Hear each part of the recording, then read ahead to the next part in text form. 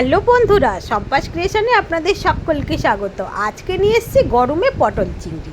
পটল চিংড়ি খুবই চেনা আর সকলেই রান্না করে খান, কিন্তু এতে একটা কথা আছে, সেটা হচ্ছে চিংড়ি মাছটা কখন দেবো, সেইটা নিয়েই আজকে এই ভিডিওটা। চলুন তৈরি করে ফেলা যাক। প্রথমেই আমি পটল কাটা হয়ে গেছে, এখানে আমার মাঝারি সাইজের বাগদা চিংড়িগুলো একটু খোলা ছাড়িয়ে পরিষ্কার করে নিলাম।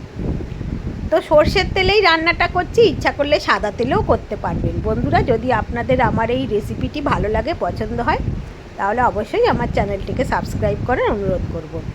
এখন পটল ভাজা হয়ে গিয়েছে, পটল তুলে নিচ্ছি। পটলগুলো কিন্তু ভালো করে ভাজা এটার একটা প্রথম ধাপ। কাঁচা কাঁচা পটল থাকলে এটা একবারেই ভালো হয় না খেতে। এবারে আলুগুলোও একটু বড় সাইজের কেটেছি, মানে পটলের সাথে সামঞ্জস্য রেখে। আর আলুও কিন্তু খুব ভালো করে ভেজে নেব। আলু ভাজার সময় অবশ্যই একটু নুন দিয়ে দিলে আলু খুব তাড়াতাড়ি সিদ্ধ হয়ে যায়। আলুটা খুব ভালো করে ভাজলে খেতেও খুব ভালো হয়। এখন একটু নুন দিয়ে দিলাম, দিয়ে আমি আলুটা ভেজে নিচ্ছি।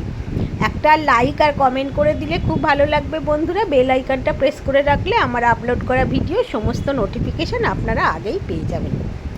এখন আলু ভাজা হয়ে গিয়েছে, আমি আলু তুলে নিলাম। এবার এতে আমি দিয়ে দেবো বাগদা চিংড়িগুলো।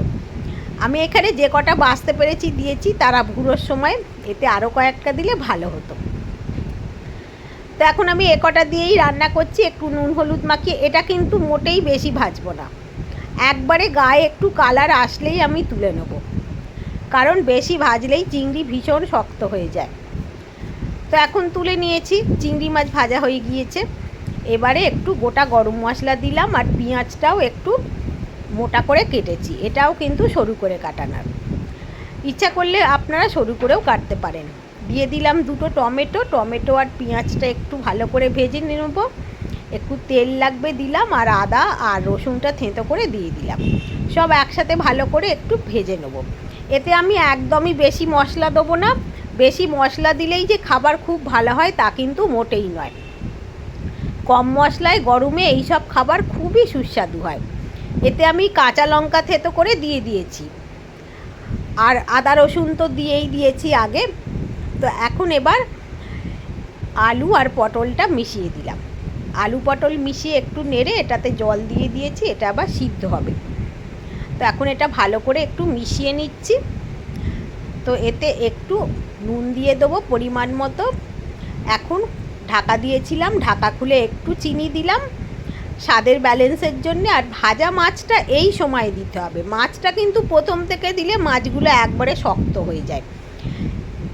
তরকারির শেষের দিকে, মানে যখন আলুটা খানিকটা সিদ্ধ হয়ে এসছে, তখন মাছটা দিলে খুব ভালো হয়। এটা কিন্তু গরম মশলা নয়, গোলমরিচের গুঁড়ো দিলাম, যেটা এর স্বাদকে আরও ব্যালেন্স, মানে সুস্বাদু করবে।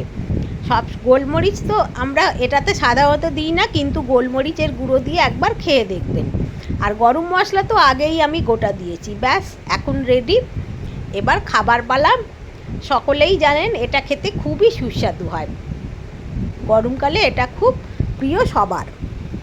সকলকে ধন্যবাদ। আবার দেখা হবে পরের কোনো এপিসোডে।